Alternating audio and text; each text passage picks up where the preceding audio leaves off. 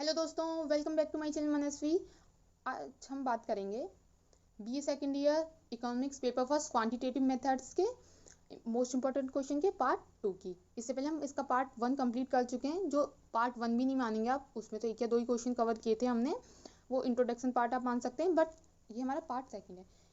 Part 2 में आज unit first के जितने भी थ्योरी वाले क्वेश्चन हैं और शॉर्ट क्वेश्चन हैं, मैंने लगभग सभी कवर करने की कोशिश करी है। इसके नेक्स्ट पार्ट में जो कल ही अपलोड हो जाएगा उसमें इसमें न्यूमेरिकल नहीं है, बट इसमें डायग्राम है। और प्रीवियस ईयर में, इससे पहले 2021 में डायग्राम से क्वेश्चन आया है जो ऑप्शन में था लॉन्ग क्वेश्चन में, और शॉर्ट क्वेश्चन भी आते हैं उसमें से, तो वो ज़्यादा बड़ा पार्ट नहीं होगा और न्यूमेरिकल भी नहीं होंगे, वो भी आपको थोड़ा याद ही करना पड़ेगा और आपको डायग्राम बना के देखने पड़ेंगे। तो ये थ्योरी खत्म हो जाएगी, कल मैं उस वीडियो का पार्ट अपलोड कर दूंगी जिससे आपके उसके डायग्राम भी कंप्लीट हो जाएंगे, तो इसके बाद उसे ज़रूर देखिएगा।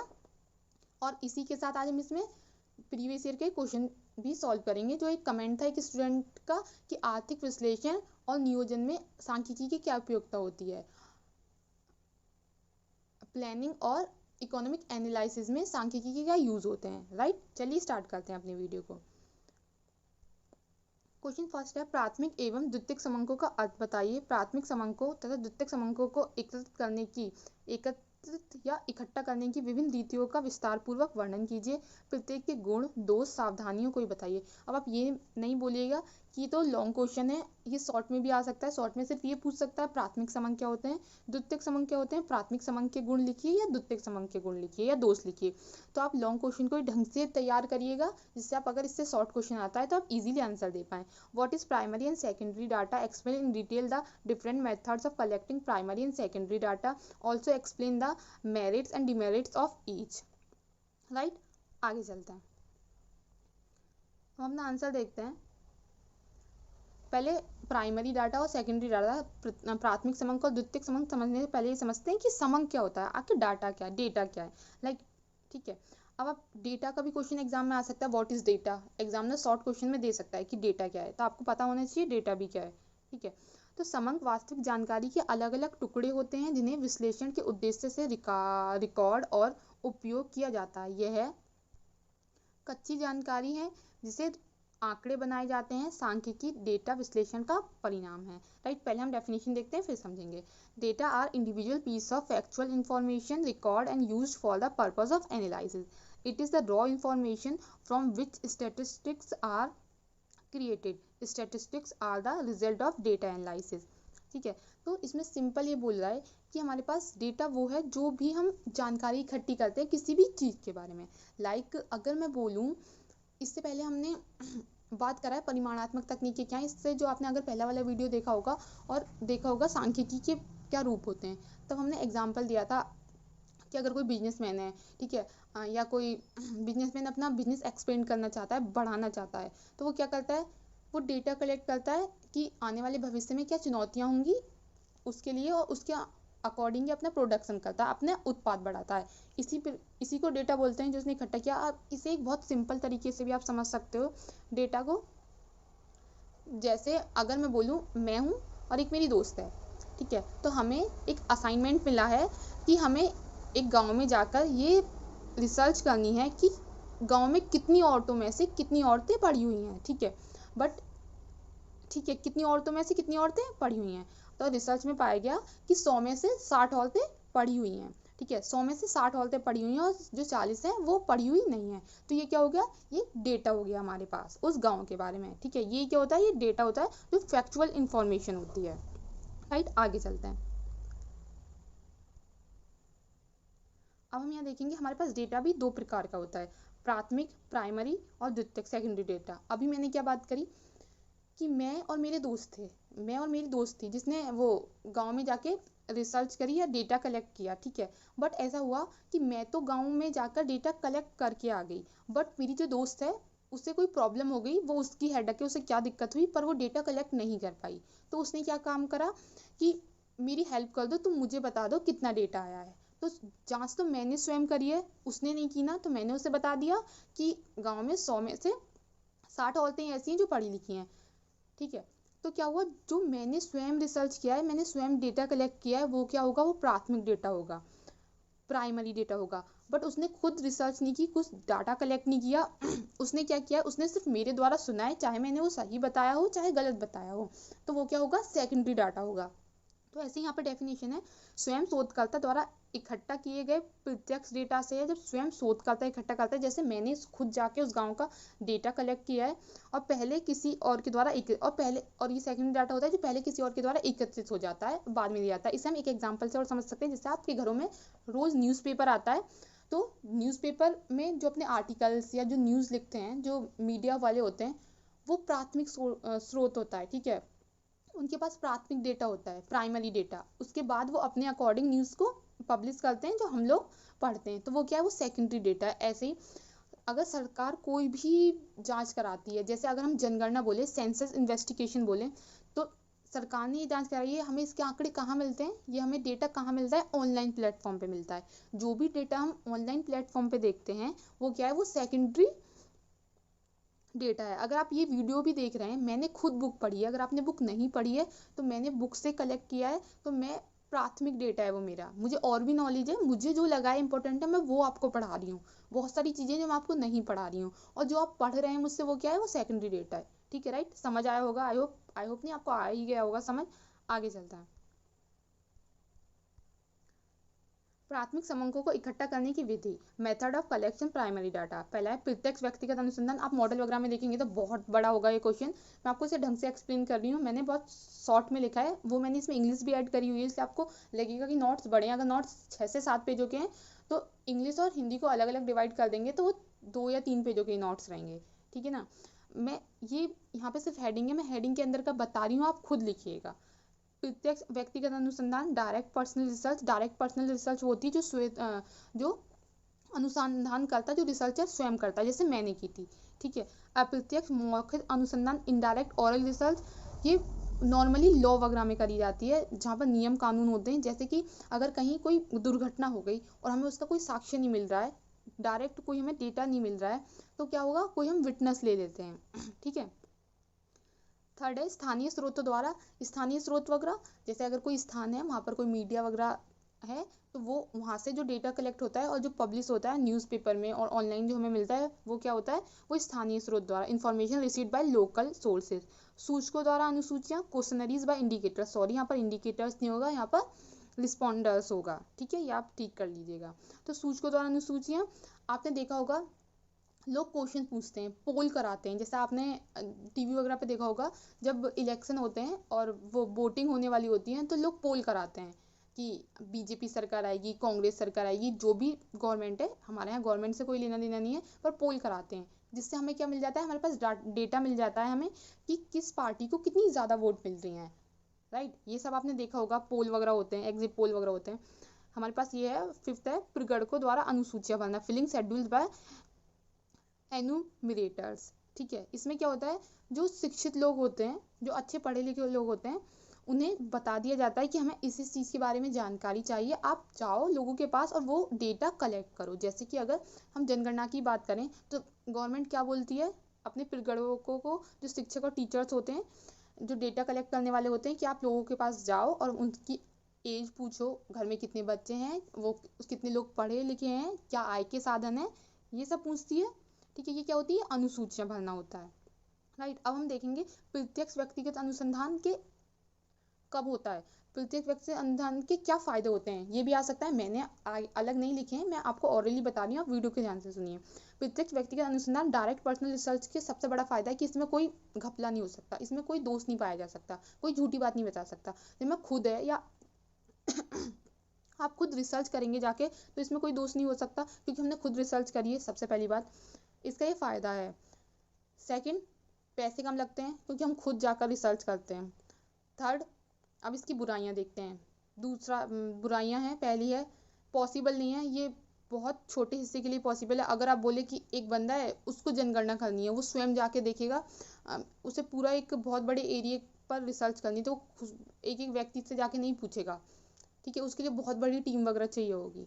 इसका सेकंड जो है, बहुत पैसे व्यय और टाइम बहुत लग जाता है, पैसे व्यय बहुत, मैं ऐसा क्यों बोल रही हूँ, जब जनगणना हुई थी तो बहुत धन समय लोगों को रखा गया था, क्योंकि हर एक लोग हर इंडिविजुअल से जाके पूछ रहा था, उस हर घर में जाके पूछा गया था कि क्या कमाते हैं, कितने लोग हैं, कितने परिवार में लोग काम करते हैं। ठीक है, तो इससे क्या हुआ, 135 करोड़ लोग हैं हमारे देश में, तो बहुत टाइम वगैरह खर्च हुआ। राइट, अब हम आगे चलते हैं, तो आप खुद भी देख सकते हैं इनके सावधानियां और इनके लाभ और इनकी क्या बोलेंगे उसे, इनके दोस्त, सॉरी इनके दोस्त। राइट, अब थर्ड, अप्रत्यक्ष मौखिक अनुसंधान। ये क्या है, इसमें सबसे बड़ा दोष है, इसमें इसमें सच्चाई का पता नहीं चलता। विटनेस प्रभावित हो सकता है किसी एक पक्ष से, या जाति या किसी विशेष धर्म से झूठ भी बोल सकता है। राइट, पर इसमें दूसरा फायदा ये है कि इसमें धन समय की बचत हो जाती है, ऊपर से बहुत बड़े एरिया का भी आप जांच कर सकते हैं। ऐसा ये स्थानीय स्रोतों द्वारा, इसमें भी जो पत्रकार वगैरह है वो किसी धर्म जाति विशेष संस्था से इन्फेक्ट हो सकते हैं, वो कुछ गलत लिख सकते हैं, अपने अनुभव को लिख सकते हैं, अपने विचार प्रस्तुत कर सकते हैं। ये इसमें कमी है स्थायी स्रोतों में। और इसमें जो एक फ़ायदा है वो है, अगर हम बहुत बड़े एरिया की जांच करनी है तो इजीली हो जाती है, क्योंकि स्थानीय स्रोत वो अनुमान लगा के देते हैं। सूचकों द्वारा अनुसूचियाँ, पहली बात, कोई भी क्वेश्चन फिल करने के लिए रेडी नहीं होता। अगर हम भी हैं, हमसे कोई पोल पूछा जाता है, क्वेश्चन पूछे जाते हैं, हम भी जल्दी से स्किप कर देते हैं, अरे छोड़ो क्या बकवास है, हमें कहाँ इतना टाइम है, हम फालतू के क्वेश्चन भरेंगे। ठीक है, ये अच्छे होते हैं, इनमें मोस्टली डाटा सही होता है, लोगों के जैसे विचार हैं वो देते हैं, बट इन्हें कोई करता नहीं है, ऐसा ही है। पर प्रगणकों द्वारा ये डाटा सही होता है, एकदम जानकारियाँ। अब ये आप बोलेंगे जानकारियाँ सही क्यों होती हैं, देखिए जो हमारे डेटा कलेक्ट करते हैं वो 200 500 किलोमीटर दूर जा जाके लोगों के पास डेटा कलेक्ट करते हैं, तो उनके क्या वहाँ पे कोई रिश्तेदार थोड़ी ना बैठे हैं भाई, उन्हें उनसे जानकारी है, सिंपल, उनका उनसे कोई मतलब नहीं है। जो वो बात बताएंगे वो डायरेक्ट बिल्कुल एक्यूरेट बात अपनी डेटा कलेक्शन में लिखेंगे, तो उसमें कोई दोष नहीं पाया जाएगा, ये इसकी उपयोगिता है। बट इसका जो दोष है वो है, इसमें टाइम धन बहुत ज़्यादा खर्च होता है। राइट, आगे चलते हैं, आई होप आपको समझ आ रहा होगा। आगे चलते हैं, अब है द्वितीय समंग को कैसे इकट्ठा करते हैं। द्वितीय समंग को एकत्रित करने की विधि, methods of collecting secondary data. अब हमने वो सब समझ लिया, हम थोड़ा फास्ट वीडियो करते हैं, थोड़ा स्लो हो गया, ज़्यादा समझना हो गया। तो इसमें दो प्रकार से होता है, पहले तो होता है प्राकृतिक स्रोत, पब्लिक सोर्सेज, और अनपब्लिक सोर्स, अप्रकाशित स्रोत। प्रकाशित स्रोत में क्या होता है, ये हेडिंग है, आप इसके अंदर खुद भी लिख सकते हैं। जैसे यहाँ पर है सरकारी प्रकाशन, गवर्नमेंट पब्लिकेशन, अगर जैसा भी बताया गवर्नमेंट कोई रिसर्च करती है उसे ऑनलाइन डाल देती है तो हम पढ़ लेते हैं। अंतर्राष्ट्रीय संस्थाओं के द्वारा, पब्लिकेशन ऑफ इंटरनेशनल ऑर्गेनाइजेशन, जैसे यूएनओ है, आपने नाम सुना होगा, आईएमएफ हो गया, आईएलओ हो गया। ठीक है, इसके द्वारा हमें पता चलता है। बाजार समाचार हो गया, अगर हमें मार्केट न्यूज़ सुननी है तो बाजार समाचार होते हैं, जैसे टीवी पर चैनल भी है, जी न्यूज़ आता है। ठीक है, तो सॉरी, जी मार्केट न्यूज़ आता है, तो उसमें हमें मार्केट के बारे में न्यूज़ पता चलती है। हमारा होगा अखबार, हमें न्यूज़पेपर से न्यूज़ पता चल जाती है, सेकेंडरी डाटा होता है, हम ये पहले भी बात कर चुके हैं, इसलिए हमने डेटा की पहले ढंग से बात की। अब ये क्वेश्चन हमारा फास्ट हो जाएगा। अर्ध सरकारी संस्थाओं के प्रकाशन, publication of semi government organisation like नगर पालिका हो गया, नगर निगम हो गया, म्यूनसिपल काउंसिल हो गया। आगे चलते हैं, विश्वविद्यालय तथा शोध संस्थानों के शोध कार्य, तो research work of universities and research of institute, जैसे आईएसआई हो गया, इंडियन स्टैटिस्टिकल इंस्टीट्यूट। राइट, आगे चलते हैं, अब हम बात करेंगे अनपब्लिश्ड सोर्स, शिक्षकों, प्रोफेसरों और पेशेवरों द्वारा किए गए शोध कार्य जो किसी कारण प्रकाशित नहीं हो पाते, अगर कोई रीजन होगा तो प्रकाशित नहीं हुए, तो उन्हें सेकेंडरी सोर्स में हम उन्हें यूज कर सकते हैं। Research work done by teachers, professor which for some reason can not get published. Right, आगे चलते हैं, द्वितीय समंकों के प्रयोग में सावधानियां, precaution in use of secondary data. पहला, पिछले अनुसंधानकर्ता की योग्यता, अनुभव एवं ईमानदारी, qualification, experience and integrity of the previous researchers, कि प्रीवियस रिसर्चर कैसा था, अच्छा था, उसे नॉलेज थी पूरी। अगर अच्छा होगा तो हमारे पास जो डेटा होगा वो सही होगा, अगर नहीं होगा वो अच्छा, तो हमारे पास जो डेटा कलेक्शन होगा वो अच्छा नहीं होगा। राइट, आगे चलते हैं, हम सेकंड है हमारे पास समंग संकलन की रीति, मेथड ऑफ डेटा कलेक्शन। ये भी हमें पता होना चाहिए कि डेटा को कलेक्ट करने का क्या मेथड था, अगर अच्छा मेथड था तो अच्छा, हमारे पास समंग होगा वो अच्छा होगा। शुद्धता का स्तर, एक्यूरेसी लेवल, जो हमारे पास पहला डेटा, प्राथमिक डेटा हमने कलेक्ट किया है, अगर उसका लेवल अच्छा होगा तो हमें सेकेंडरी डेटा ऑटोमेटिक अच्छा मिलेगा। उपसाद का स्तर, अप्रॉक्सीमेशन लेवल बोलते हैं, अगर पॉइंट में जो वैल्यूज दी होती हैं वो कितने पॉइंट तक हैं, पूरा ये पॉइंट लिखें, जैसे अगर कोई वैल्यू है 3.33356, तो ऐसा ना हो 3.3 लिख दिया, तो पूरी वैल्यू।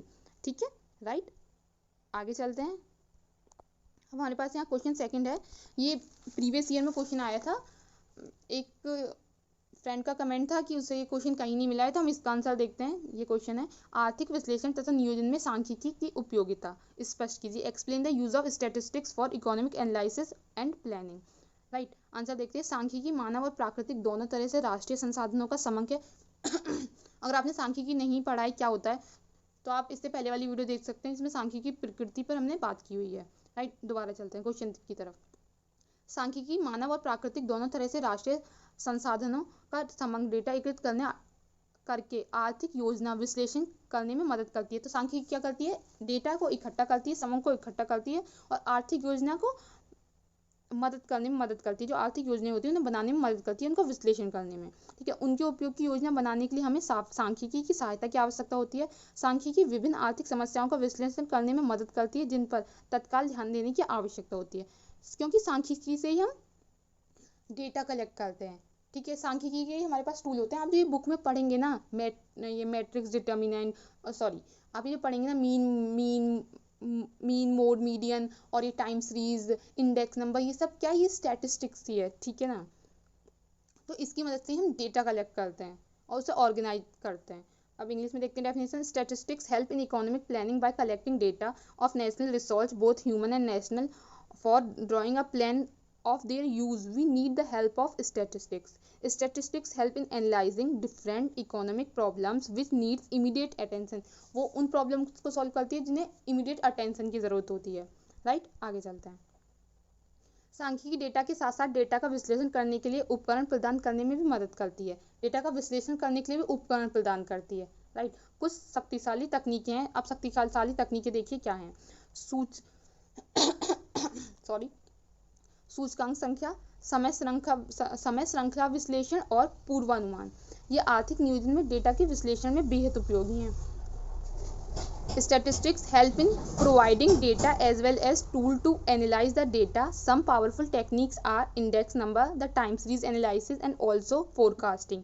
राइट, अब आप यहाँ देखेंगे, यहाँ पर आर्थिक नियोजन, यहाँ पर ये आया समय श्रृंखला, सूचकांक संख्या, समय श्रृंखला। तो अगर आपने पहले मेरे ये वीडियोस देखे होंगे तो हमने ये सब बात करी है कि टाइम सीरीज क्या होता है, इंडेक्स नंबर क्या होता है। अगर आपने वीडियो नहीं देखी तो मैं आगे नोट्स में तो ये वीडियो लेके ही आऊँगी, बट अगर आपको देखनी है तो आप चैनल पर जाकर देख सकते हैं वो वीडियोज़ को।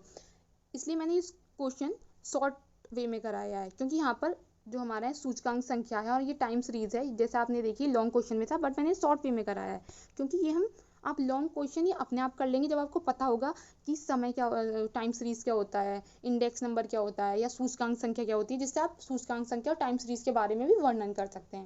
ये क्वेश्चन हम यहीं तक करेंगे। हमें पता है सांख्यिकी क्या होती है, और जब हम इसका वर्णन कर लेंगे तो आप, अगर हो सकता है एग्जाम में इस बार भी ऐसा क्वेश्चन आ जाए तो आप उसको भी ऐड कर दीजिएगा। राइट, आगे चलते हैं। Statistics help in providing data as well as tools to analyze the data. Some powerful, ये हम कर ही चुके हैं, आगे चलते हैं।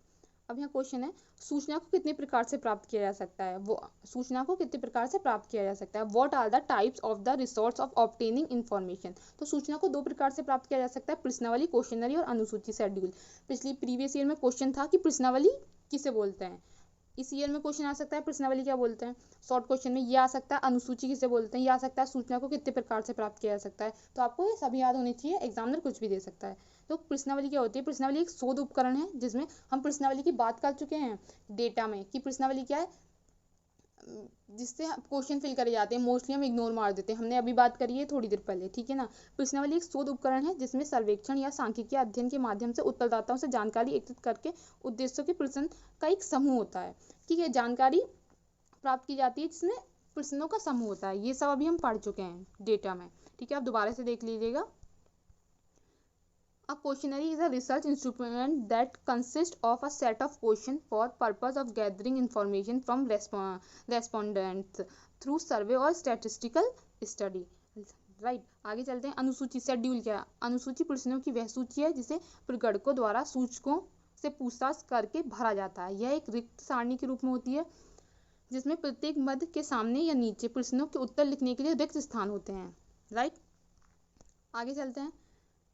ये भी क्या है, ये बिल्कुल क्वेश्चन आंसर्स की तरह होती है, आप इसे मान सकते हैं प्रश्नावली का पर्यायवाची है। ठीक है, आप अगर प्रश्नावली की डेफिनेशन एक बार को ये अनुसूची में लिख देते हैं तो चल जाएगा।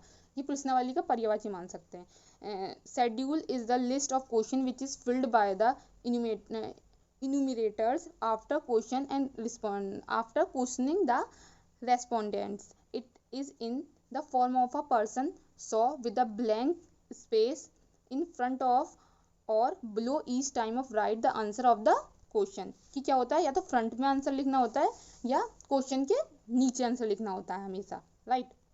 आगे चलते हैं क्वेश्चन में। सांख्यिकी क्या है, ये क्वेश्चन आ सकता है क्योंकि पिछली बार क्वेश्चन आया था सांख्यिकी की प्रकृति पर प्रकाश डालिए। अब क्वेश्चन आ सकता है सांख्यिकी क्या होती है, तो मैंने यहाँ पे लिखा है सांख्यिकी वह विधि है। वैसे हमने सांख्यिकी की इससे प्रीवियस ईयर में बात कर ली थी, बट मैंने प्रॉपर नहीं लिखा था सांख्यिकी क्या होती है। तो सांख्यिकी वह विधि है जो संग्रह, संगठन, विश्लेषण, व्याख्या और डेटा की प्रस्तुति से संबंधित है। अगर आपको ये और विस्तार में ये वीडियो देखना है सांख्यिकी क्या होती है, तो आप चैनल पे जाके विजिट कर सकते हैं। वहाँ पर चैप्टर 2 होगा, आप उसे देख लीजिएगा प्लेलिस्ट में, BA second year paper first की प्लेलिस्ट में जाके, जहाँ क्वांटिटी मेथड्स की प्लेलिस्ट है, राइट। आगे चलते हैं।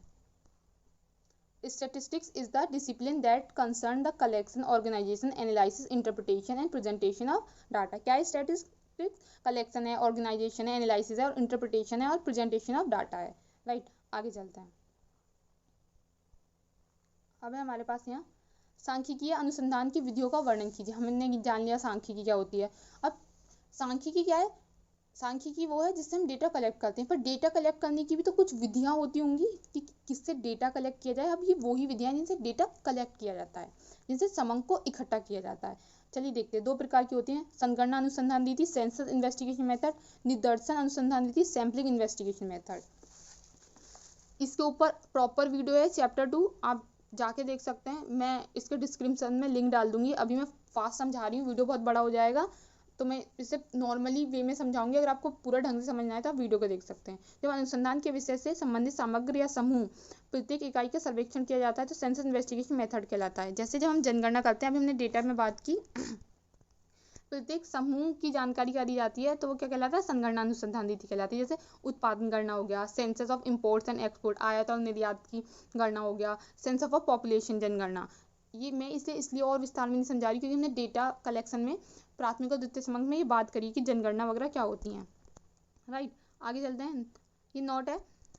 इन्वेस्टिगेशन सबसे पहले लीपले द्वारा कई वर्षों तक मजदूर परिवारों के बीच रहकर उनके रहन सहन की दिशाओं के बारे में किया गया है। Census investigation method is suitable in the following circumstances. अब देखेंगे संगणना अनुसंधान रीति निम्नलिखित परिस्थितियों में उपयुक्त है। किन परिस्थितियों में उपयुक्त है देखते हैं। पहली है जब विषय का गहन अध्ययन करना हो, जब हम विषय को डीपली जानना हो। In depth investigation of a topic, जब अनुसंधानकर्ता के पास पर्याप्त साधन हो। When the researchers have sufficient resource. संगणना अनुसंधान रीति क्या है? सेंसस इन्वेस्टिगेशन, जो एग्जाम्पल हमने क्या बात करा, जनगणना की। और जनगणना क्या है? हमारे देश के प्रत्येक नागरिक की जानकारी जनगणना कहलाता है। तो इसके लिए क्या हमें डीपली नॉलेज होनी चाहिए। तो सिंपल बात है, डीपली नॉलेज प्रोवाइड कराती है हम लोगों को। अनुसंधानकर्ता के पास पर्याप्त साधन होने चाहिए। बिल्कुल, जो जांच करा रहा है भाई उसके पास टाइम, पैसे, लोग, इक्विपमेंट, सोर्सेज सब होने चाहिए, वो तभी जांच करा सकता है। वरना 135 करोड़ जनता है हमारे देश में, कोई जांच वांच नहीं हो सकती, बिल्कुल कुछ नहीं हो सकता, राइट। आगे चलते हैं। अब हमारे पास निदर्शन अनुसंधान रीति, सैम्पलिंग इन्वेस्टिगेशन मेथड। जब समग्र कलेक्शन की जांच न करके इसमें से किसी विशिष्ट आधार पर न्यायादर्श के रूप में थोड़ा सा भाग जांच के लिए ले लिया जाता है तो उसे निदर्शन अनुसंधान रीति कहते हैं। इसे हम एक एग्जाम्पल से समझ सकते हैं। अभी मैंने डेटा कलेक्शन में आपको एक एग्जाम्पल दिया था कि हमें बताना है कि गांव में कितनी औरतों में से कितनी औरतें पढ़ी हुई हैं। तो मैंने बोला उस गांव में 100 औरतें हैं जिसमें से 60 पढ़ी हुई हैं। सपोज करिए उस गांव में 10 और 15,000 औरतें होती, तो मैं क्या करती, मैं 100 या 500 या 1000 औरतों का डेटा कलेक्ट करती, उनमें से देखती कितनी पढ़ी लिखी हैं और लगभग उसके अप्रोक्स मान लिया जाता कि यहाँ पर इतनी औरतें पढ़ी हुई हैं, ठीक है। तो छोटे डेटा को देखकर बड़े डेटा का अनुमान लगा लेना ही निदर्शन अनुसंधान रीति, सैम्पलिंग इन्वेस्टिगेशन मेथड कहलाता है। सैंपल से ही पता चल रहा है, हम तो वैसे भी सैंपल का, अरे इस चीज़ का सैंपल है, ये चख लो इस चीज़ का सैंपल है, ठीक है, सैंपल नाम से ही पता चल रहा है। ये देखते हैं इसके मेरिट्स और एडवांटेज क्या है। इसकी सरल एवं कम खर्चीली होती है। जब हम थोड़ी सी जगह की डेटा कलेक्ट करते हैं, जांच करते हैं, तो क्या होता है, कम खर्चीली होती है। फल प्रायः वही होता है, जांच विस्तृत होती है, सामाजिक व आर्थिक समस्याओं के लिए उपयुक्त है, suitable for social and economic problem, simple and less expensive. Detail investigation simple और लेस एक्सपेंसिव क्यों होती है, क्योंकि इसमें ज़्यादा साधन नहीं होते। बड़े एरिया का रिसर्च ऐसे हो जाता है क्योंकि हम बाद के एरिया का अनुमान लगा लेते हैं छोटे से एरिया की जांच करके, राइट। आगे चलते हैं।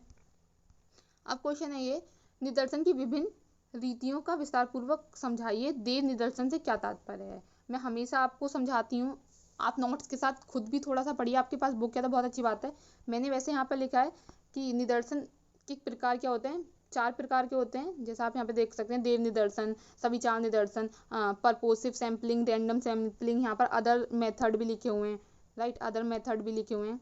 तो आपको ये खुद से फाइंड करना है क्वेश्चन। अगर आपके पास बुक है तो बहुत अच्छी बात है, नहीं है तो आप मॉडल से फाइंड करिए। मोस्टली सारे मॉडल्स में क्वेश्चन होता है, और मैं आपको बता भी देती हूँ आपको कहाँ मिलेगा, आपको चित्रा में मिलेगा। तो आप खुद से पढ़िएगा, आप खुद से भी कुछ पढ़ेंगे तो अच्छा होगा, क्योंकि इस वाले जो हमारा पेपर है इसमें बहुत ज़्यादा टॉपिक है, हमें थ्योरी भी पूरी कंप्लीट करनी पड़ेगी। मिनिमम हमें थ्योरी तो कंप्लीट करनी ही होगी, क्योंकि लॉन्ग क्वेश्चन में एक थ्योरी का क्वेश्चन आता है, एक न्यूमेरिकल का। अगर आप थोड़ा भी थ्योरी का पार्ट छोड़ देते हैं और सपोज करिए वही पार्ट आ गया और सेकंड जो ऑप्शन है वो न्यूमेरिकल का आ गया, ना आपको न्यूमेरिकल आते हैं और आपको थ्योरी आती है, वो भी आपने कंप्लीट नहीं करी, तो आप एग्जाम में क्वेश्चन अटेम्प्ट ही नहीं कर पाएंगे। इसलिए खुद भी आप तैयारी करिए। अगर आपको लगता है कोई भी टॉपिक रह गया है तो कमेंट करिए, मैं उस पर वीडियो बनाऊंगी। आगे चलते हैं। ये चैप्टर 3 है, क्लासिफिकेशन एंड टैबुलेशन, वर्गीकरण सारणी। ये इस यूनिट का लास्ट थ्योरी वाला क्वेश्चन है। ये वीडियो 15 मिनट के करीब की है, जिससे आप थोड़ा फास्ट करके 7 से 8 मिनट में देख सकते हैं। बहुत, मैं फिर से बोल रही हूँ, बहुत इंपॉर्टेंट टॉपिक है। मैंने नोट्स से ही पढ़ाया हुआ है, इसलिए मैंने यहाँ पे कवर नहीं किया है। आप चैनल पे जाइए, प्लेलिस्ट में जाइए, प्लेलिस्ट का नाम है BA second year economics paper first. मैं इसकी लिंक डिस्क्रिप्शन में भी डाल दूंगी। ये आपको समझना है, ध्यान रखिएगा, आपको टॉपिक छोड़ना नहीं है, करना बहुत ज़्यादा ज़रूरी है। इससे शॉर्ट क्वेश्चन भी आ सकते हैं, लॉन्ग क्वेश्चन भी आ सकते हैं। पता चले इसके जो 2 चैप्टर रह गए उसमें डायग्राम है।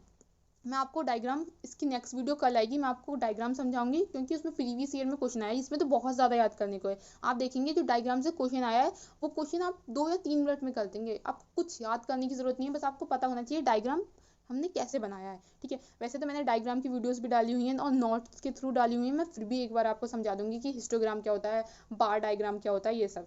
आज के लिए इतना ही, मैं फिर से बोल रही हूँ, ये वाला क्वेश्चन मत छोड़िएगा, इसे ज़रूर करिएगा। अगर कोई डाउट है तो कमेंट करिए, अगर कोई भी टॉपिक रह गया है तो भी कमेंट करिए, वीडियो को लाइक करिए, चैनल को सब्सक्राइब करें।